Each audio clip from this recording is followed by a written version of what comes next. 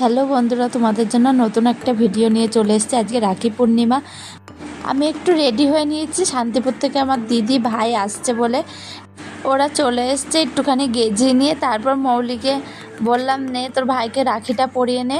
রাখিটাও পরিয়ে দিল, একটু মিষ্টি মুখও করিয়ে দিয়েছিল।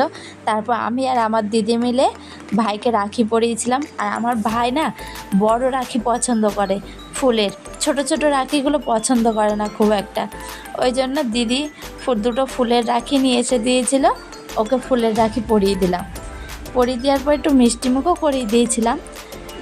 আমার প্রত্যেকবার রাখি পরানোটা হয় না, দিদি প্রত্যেকবারই রাখিটা পরায়, কিন্তু এবার ভাইফোঁটার সময় না ভাইফোঁটা দিতে পারবো না। সেই জন্য ভাইকে বললাম, আয় তুই এসে একটু রাখিটা পরে যা।